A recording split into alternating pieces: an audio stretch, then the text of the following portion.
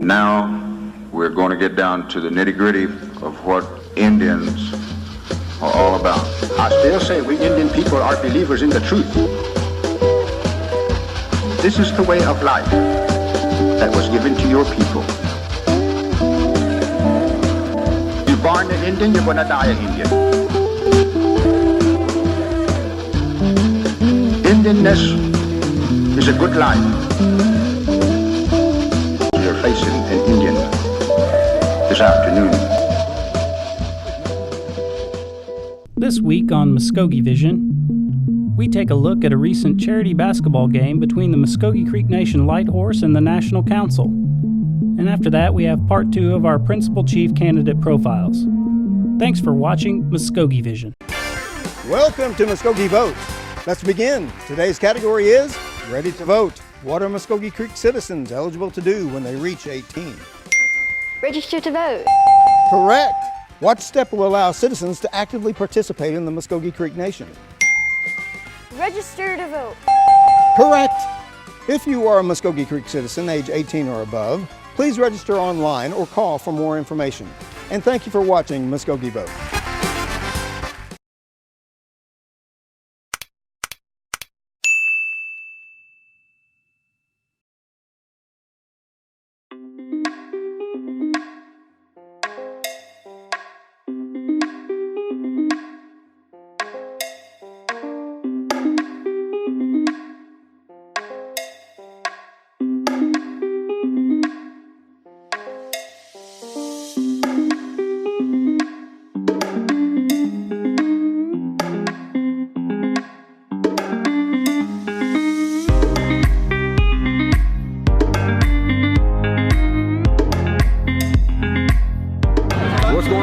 We are going to be playing for proceeds, going to be benefiting a scholarship for a male and a female student in the criminal justice program out at the College of Muskogee Nation.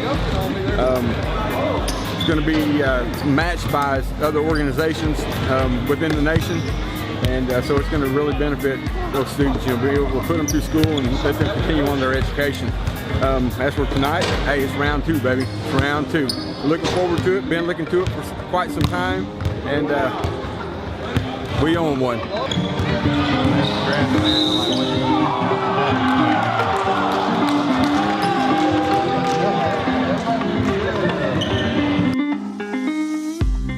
$62. $55. Us. $51.50. Council. Light Horse on top by 10. I just hope to make it. That's it, man. That's it.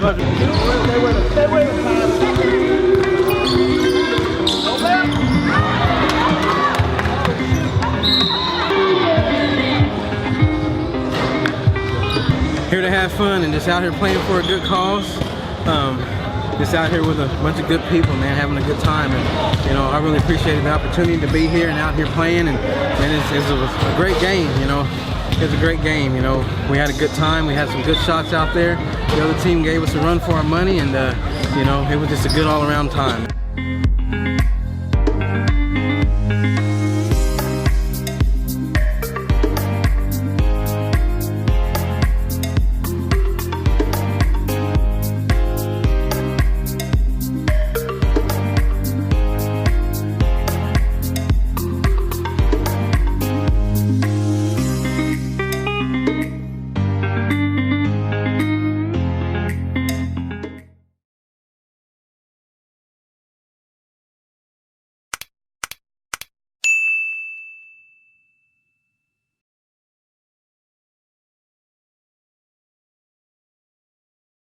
Yes, I do have a plan. One of the first things I'd like to see us do for those many citizens who live outside our jurisdiction is to communicate more with them. But more importantly, I would love to see us give them a seat at the National Council. They are just as much a part of this nation as we are. There should be no distinction. Whenever they communicate with us to find out what's going on within the nation, they have a right and we have a duty to immediately respond to them and let them know what's going on.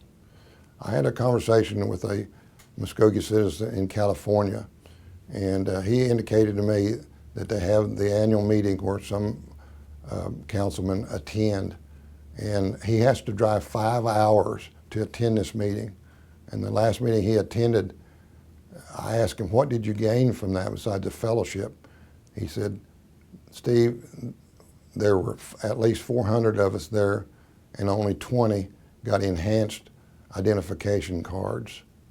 We can improve on this. We need to have more cultural events in the outlying areas. Thank you for asking.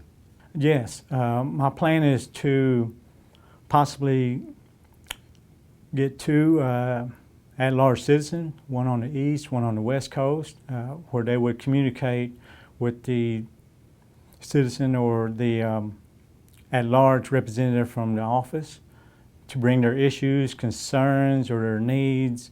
And that way we can sit down, possibly bring them in quarterly or every 6 months and communicate with them to see what can we do to better communicate and service our at-large citizens. Throughout my history as an elected official with the Muskogee Creek Nation, I have always been an advocate for our at-large citizens, in particular those that live outside of the state of Oklahoma. I'm coming up with a plan that I'm calling Greater At-Large Participation Gap.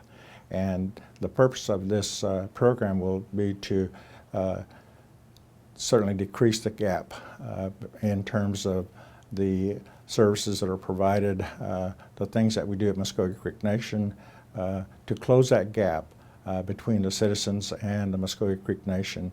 And that program and the emphasis behind some of the things that we want to do with our at-large citizens that lives not only outside of jurisdiction but also outside the state. I believe it'll be for an exciting time, and I'm looking forward to presenting that plan later on. Again, as principal chief, the first thing would be to evaluate all of the departments, and looking at policies and procedures. I have a lot of experience working at the College of Muskogee Nation, creating a lot of policies and procedures and evaluating those policies, maintaining those policies. So from a policy standpoint, looking at what already exists within the nation, and some of the research that I've done in leadership. There's a book by Jim Collins. It's called Good to Great, and in this book, Jim Collins he talks about the flywheel effect and the doom loop effect. So the flywheel is whenever it's a mechanism that it takes some time to get going, but once it starts spinning, then it builds momentum, and it creates energy off of that momentum. And so once it gets going, then it can maintain itself and maintain maximum energy and work. So within our tribe, we have a lot of departments, we have a lot of programs that are working effectively and that are maintaining. So what we see within the tribe is when a new administration comes in and dismantles everything, then that's the doom loop effect. So we have things operating at optimum level, and then an administration comes in and puts that to a stop. So that's the doom loop effect. So then it takes time to get that momentum built up, to get things moving again, to get us back up to speed. So I understand that there are areas within the tribe that are working. I understand there are areas of the tribe that need to be, that need to be have a closer look at. And I feel like with communication in general needs some improvement. Communication with our at-large citizens. We have a liaison for at-large citizens and communities, and personally, I think that is a great opportunity. I think that is a great program that we can utilize. Is it working effectively now? Those are some of the things that I really want to get in there and look at and see what is working and see what we can build on. So maybe not necessarily to take it back to square one with some of these programs, but you know, we can utilize technology. We have the technology. You know, it just takes innovative and creative ways of thinking. How are we going to maximize the resources that we have within the nation? We have a lot of infrastructure in place. We have a lot of technology, communication. So we could easily communicate with our at-large citizens through Zoom telecasts, through Facebook Live, through YouTube channels. There's a lot of resources that are out there that we can connect with our at-large citizens and engage with our citizens. You know, ideally we want to get out there personally, face to face, as much as we can, and actively engage with our at-large citizens, but we can also support them, you know, quarterly or monthly through telecast meetings. There's always room to improve on communication with our at-large citizens. One of the main things I hear from at-large citizens is they're not really sure what they're eligible for since they don't live within our jurisdictional boundaries. Currently, we have a tribal liaison who is Mr. Jabon Gouge. Mr. Jabon Gouge is a great asset for the nation and his department because he can communicate with the at-large citizens, keeping them up to date on what they are eligible for, what they are not eligible for, when events will be coming, when the nation will be putting on gatherings in their areas. But we could also add in monthly newsletters to our at-large citizens, as well as doing a Facebook Live on a monthly basis. Technology is one of them. Video communications or conferencing. The part itself about that we need to have live stream, you know, within our council. Each council member itself, you know, should be able to have a mic on so they can be heard as when they're speaking about the agendas, emails, websites. So, and each at-large group or organization itself should have their own representative. I believe that, you know, us, you know, that we're appointing a liaison itself, you know, of course, to go and meet with these people is not doing the work, you know, they're for the at-large citizens.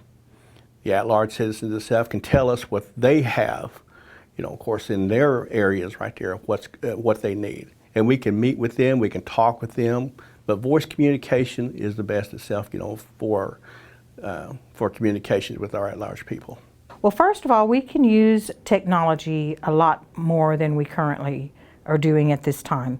There's video distancing, Skyping, web conferencing, live streaming. All of those things could be used to interact with at-large citizens.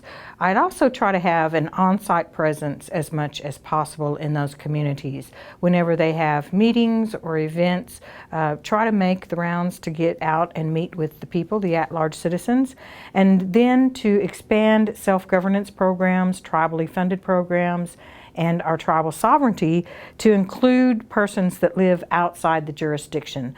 I think that we can do that because we are a sovereign nation and they are our citizens and they're Creek citizens no matter where they are. So we need to use our technology and our presence more to get in touch with those people and also to hear back from them about what their needs are and what they would like to see from the nation. Another thing that I would do is to institute a free and independent media so that they would have a source of information to get either through the newspaper or through the television show or the radio program to be free and informed for all citizens. That's how I would work for the at-large citizens. We currently have that office in place that works with at-large citizens. Under my administration, I would hope on a more large scale to really engage those citizens. I would hope at some future time the council would amend that to include an at-large council person that would represent the interests of those people. There's 4,000 Creeks that live in Texas, and that's just, 3 hours away. So we need someone to engage with those people. Their voice needs to be heard. It's not just about the people who live in Okmulgee. It's not just about the people who live in the 11 counties. But, you know, At Large is north of Admiral Street in Tulsa, Oklahoma. At Large is east of Country Club Drive in Muskogee. At Large is west of Wewoka Street downtown. So, or if you go south, once you cross the river, you're in At-Large district. So we want all of our citizens to be heard. We want all our citizens to participate. We want to encourage that, and by doing that, we have to develop a strong At-Large office that gets out and works with these people. I believe the social media platforms, web links, provide a very good conduit for communication, but how I would want to increase communication, I would make myself available from time to time to visit with not only citizens at large, but also the local communities. Yes, I have a plan. I think the principal chief should visit regularly and listen to these people in their environment and spend some time with them. His office should encourage and enhance periodic and regularly scheduled meetings with the at-large citizens. Other tribes in California go out there regularly and in a more orderly fashion than we seem to. This year, California is kind of an example. In the past, California citizens looked forward to spending some time with candidates who would choose to visit out there during the election season. This year, this agenda allowed no time for that, and I thought it was really kind of poorly done. The current at-large office needs to have full financial support to do whatever is necessary to get something, I believe, a little more regular going on with our at-large citizens. Local communities that choose to host these at-large meetings generally have to raise their own money to do it, and I think that should change. I think the tribe should pay for it. I don't know whether they are or they aren't, but they should. The meetings should be professionally prepared and conducted, and they deserve good meetings out there, and they deserve more regularly scheduled things than once or twice a year. Ladies and gentlemen, a free press is paramount to a free government, and any government has to have a free press. It is imperative, and unfortunately here in the Muskogee Nation we had an attempt to have a free press and it was nullified, and we have to return to those values. Our citizens deserve to know what's going on, both good and bad. There's just no use to have things that are hidden from our people. And my attempt to get a Freedom of Information Act will go a long ways in correcting that problem. But we need a board that oversees the Muskogee Nation News. And our employees and our reporters need to be able to report on any facts that occur, true facts, to our people so they know what's going on. They need to be able to report on things and not be afraid to lose their job. Thank you. Yes, I do. I do support allowing citizens to vote on constitutional amendment for free press. As you remember, I did submit legislation to repeal NCA 18-180, which didn't pass. With communication with Chief, we were able to come to agreement and pass NCA 18-184. So I was in favor of doing that and always support the citizens. Well, my background is in the media. I'm a very strong proponent for free press, for something that many of the people here recently felt very strong in, whether you were elected or part of the staff of Muskogee Media. It became very political, and it came from both sides of the aisle. I think that there are some things that we can do. If it means a constitutional amendment, so be it. It is a right of the people to present a constitutional amendment for free press, but there are other things, other caveats as far as information is concerned that we also should be concerned with or should be part of the Free Press Act. I think what was repealed I believe did not fit the Muskogee Creek Nation at this time. I do feel like and a very strong supporter of having free press, and I think it's going to take the efforts of everyone involved, whether it's the staff, whether it's the National Council or Chief's Office, or even our citizens. And I would support allowing a vote on the constitutional amendment for free press. So I feel like this and a couple of other similar questions regarding changes to the Constitution are twofold, actually. And so I'll answer this question that way. So do I support allowing the citizens to vote on a constitutional amendment? So of course, that is, so in the Constitution, it clearly states there's only one way to change the Constitution, and that is through the National Council. It is initiated through the National Council with a constitutional amendment ordinance that needs to be passed by a 2/3 vote of the National Council, and then on to a vote of the people by a 2/3 vote. So that is the process. That is the process, and of course, I support that entirely. Changing the Constitution is a huge thing. It's not an easy thing to do, as it should be. It should, changing the Constitution is a difficult process, as it should be.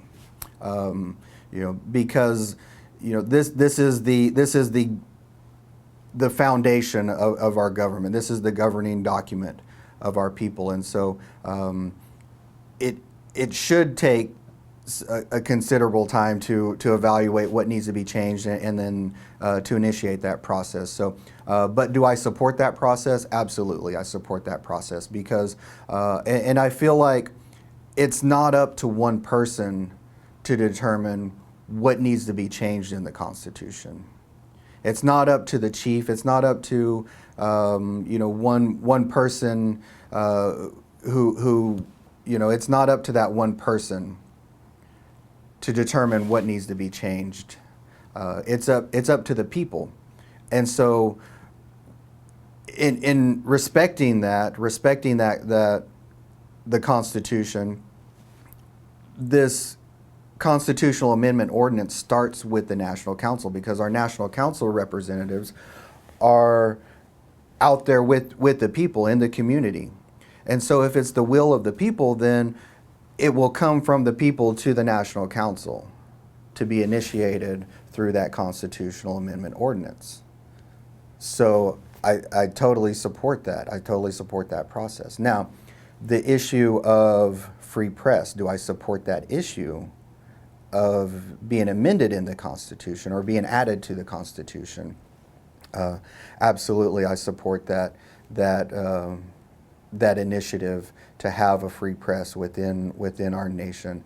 That is an essential right of our people to have this information. Getting back to communication to all of our people, communication to our at-large citizens. This is vital. To have free press, to have a separation between our media outlet and our government is crucial to getting unbiased information to our people and to get this information, to get this knowledge, to educate our people on the issues that are taking place, whether it's good news or bad news. It all needs to be shared equally. So I do support that, adding that to our Constitution. I would encourage all citizens to go online for the National Council website and look at NCA 19-031. It was a new law entitled SHIELD Act, and in my opinion, the SHIELD Act does give the Muskogee media free press. Do I support allowing citizens to vote on constitutional amendments for free press? Well, that's Amendment 1. The people itself, of course, have that right to the right of press, of speech. They can assemble peaceably. They can make a petition itself, for grievances. They do have that right. I believe freedom of the press is a basic human right, and as such, it is a means for our people, our citizens, to get unbiased, uncensored information so that they can make an informed decision about our nation, and that right now is what's missing.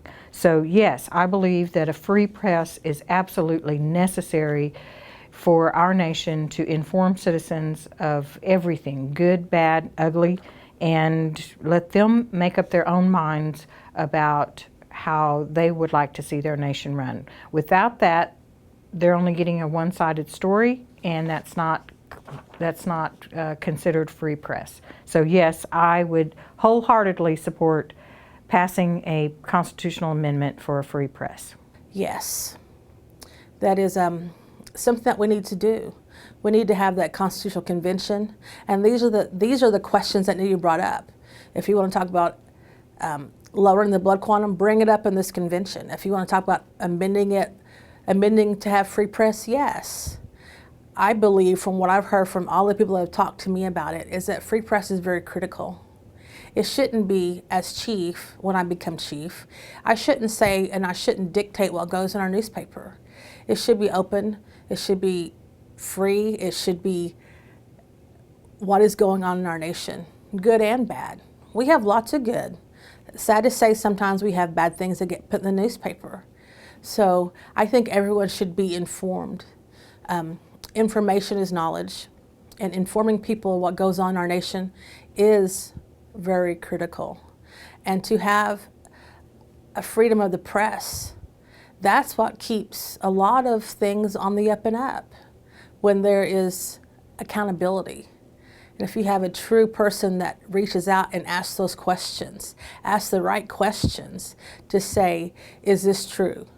And can you really back it up? Do you have a support when you write these stories? Can you justify, can you document? Those are the critical things. We want to have true journalism in our newspaper. It shouldn't be I guess you would call it it shouldn't be a newsletter. It should be a real legitimate newspaper. And that's what I'm really going to support. And if it takes a constitutional amendment, then that's what we'll need to do. Our Constitution allows for citizens of our nation to propose laws. I believe that it should be done by policy, and if the citizens choose to, they can propose a law, provided they follow the requirements of the Constitution. Yes.